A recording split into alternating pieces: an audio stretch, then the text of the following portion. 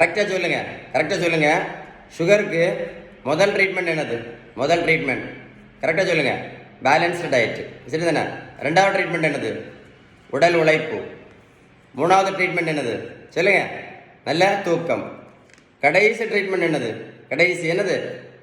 மாத்திரை. அதுக்கு பிறகு கடைசி ட்ரீட்மெண்ட் என்னது? அதுக்கு அடுத்த கடைசி ட்ரீட்மெண்ட் என்னது? இன்சுலின். அப்படின்னு யார் சொன்னா? மருத்துவத்தில் உள்ள ஸ்டாண்டர்ட் புத்தகம் ஹாரிசன். புரிஞ்சிருக்கா? அந்த சொன்னது ஹாரிசன். நம்ம யாராவது முதல் ட்ரீட்மெண்ட் கரெக்டாக பண்ணுறோமா? முதல் ட்ரீட்மெண்ட் தான் ரொம்ப ரொம்ப ரொம்ப முக்கியம் அப்படின்னு புத்தகம் தெளிவாக சொல்லுது. முதல் ட்ரீட்மெண்ட் வேற என்னது? நீங்கள் பேலன்ஸ்டு டயட்டு கரெக்டாக கடைபிடிக்கல அப்படின்னா மாத்திரை இன்சுலினை மட்டும் போட்டுட்டு இருந்தா கூட இந்த மாதம் குறையும், அடுத்த மாதம் கூடும், அடுத்த மாதம் குறையும், இந்த மாதமே கூடுமே தவிர நோய் கண்டிப்பாக முழுமையாக சரியாகாது. Balance diet is so powerful. புரிஞ்சுதா?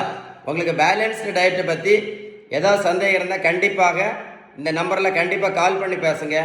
ஏன் சொல்கிறேன்னா, நீங்கள் பேலன்ஸ் டயட் கரெக்டாக ஃபாலோ பண்ணால் மட்டும்தான் நோய் வந்ததற்கான அடிப்படை காரணம் இந்த இன்சுலின் ரெசிஸ்டன்ஸ் என்னாகும்? முழுமையாக சரியாகும். இது முழுமையாக சரியாச்சுன்னா சுகர் மாத்திரையை நிரந்தரமாக நிறுத்தலாம், இன்சுலின் ஊசியை நிரந்தரமாக நிறுத்தலாம். அப்படின்னு யார் சொன்னா? மருத்துவத்தோட ஸ்டாண்டர்ட் புத்தகம் ஹாரிசன். புத்தகமே சொல்லியிருக்கு, ரெமிஷன் இஸ் பாசிபிள். புத்தகமே சொல்லியிருக்கு. புத்தகம் சொல்கிறது கரெக்டாக தப்பா? நீங்களே சொல்லுங்களேன். 1ஆம் நம்பரை பண்ணணுமா?